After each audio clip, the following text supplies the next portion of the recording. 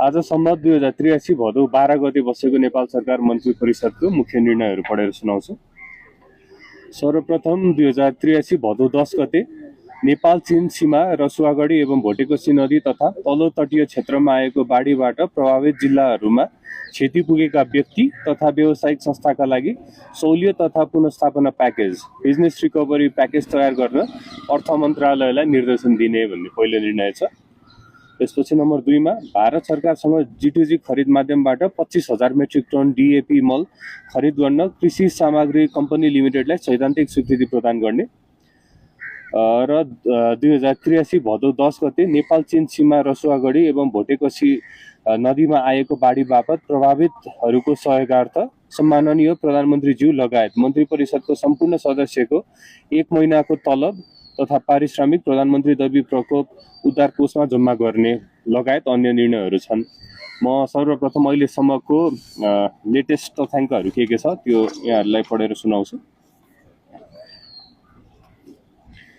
अहिलेसम्म जानकारीमा आएको मानवीय क्षति 477 रहेको छ। रसुवामा 12, नुवाकोटमा 37, धादिङमा 33, गोर्खामा 44, नवलपरासी पूर्व 110, नवलपरासी पश्चिम 27, तनहुँ 28, चितवन 188 रहेको छ। अहिले सुरक्षा कर्मीहरू नेपाल प्रहरीबाट 7,250 जना, नेपाली सेनाबाट 4,200, सशस्त्र प्रहरी बलबाट 1,845 गरेर कुल 13,295 रहनु भएको छ। अहिलेसम्म जम्मा उद्धार गर्न सफल चाहिँ 3,253 जना चाहिँ उद्धार हुन सफल हुनुभएको छ। नेपाली सेनाको 6वटा र निजीबाट 9वटा हेलिकप्टर गरी कुल 15वटा हेलिकप्टरहरू चाहिँ अहिले उद्धारमा खटिएको छ। अहिले राहत सामग्रीहरू पनि 10 ट्रक भन्दा बढी राहत सामग्रीहरू गइसकेको छ। अब प्रभावित क्षेत्रहरूमा 4वटा हेलिकप्टर ट्रिपबाट चाहिँ विभिन्न खाद्य तथा गैर खाद्य सामग्रीहरू पठाइएको छ भने अरू पनि जाने क्रममा छ। अहिले राहतहरू पनि गइरहेको छ, विभिन्न जिल्लाहरूमा नेपाल सरकारबाट पनि गइरहेको छ र उद्धारको लागि अहिले सरकारको चाहिँ प्राथमिकतामा चाहिँ उद्धार रहेको हुनाले उद्धारमा सबैजना खटिनु भएको छ। पछिल्लो समयमा चाहिँ हाम्रो राष्ट्रिय विपद जोखिम न्यूनीकरण तथा व्यवस्थापन प्राधिकरणबाट आएको यो अन्तिम सूचना पनि एकचोटि पढेर सुनाउँछु सबैलाई। यही मिति 2083 भदौ 10 गते रसुवाको भोटेकोशी नदीमा ठुलो बाढी आएको क्षेत्रमा आज पुनः लेदोसहित पानीको बहाव केही बढेको सूचना प्राप्त भएको र थप बाढी आउन सक्ने जोखिम रहेकोले भोटेकोशी एवं त्रिशुली नदी किनारामा उद्धार तथा राहतमा खटिनु भएको एवं विविध कारणले जोखिम क्षेत्रमा रहनु भएको सबैलाई उच्च सतर्कता अपनाउन र जोखिम देखिएमा तुरुन्त सुरक्षित स्थानमा जान विशेष अनुरोध गरिन्छ भनेर राष्ट्रिय विपद जोखिम न्यूनीकरण तथा व्यवस्थापन प्राधिकरणबाट पनि सूचना आएको छ।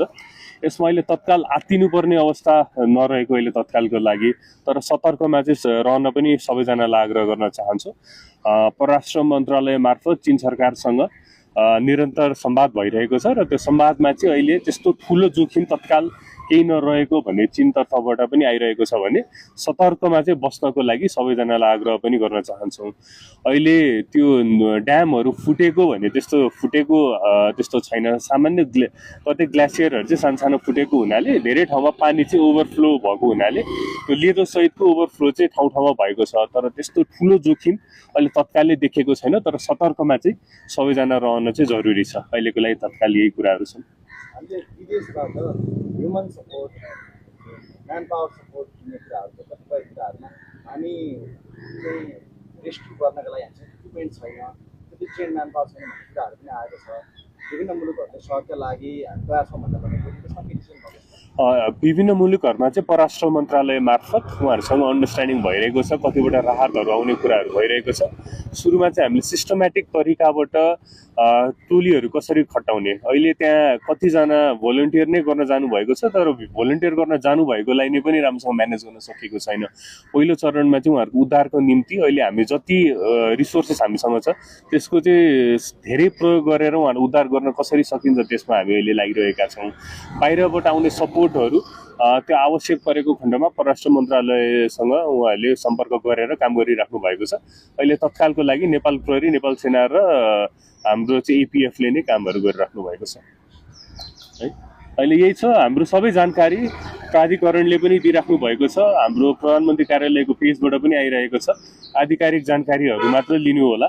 कोषमा पनि प्रधानमन्त्री कोष छुट्टै हामीले जम्मा गरेका छौँ, त्यसमा देश विदेशबाट कतिजनाले डोनेसन गर्न खोज्नु भएको छ, त्यसमा पनि एकचोटि आधिकारिक त्यसको क्युआर कोड हेरेर एकचोटि प्रधानमन्त्री राहत कोषमा मात्र जम्मा गरिदिनु हुन पनि सम्पूर्णलाई म आग्रह गर्न चाहन्छु।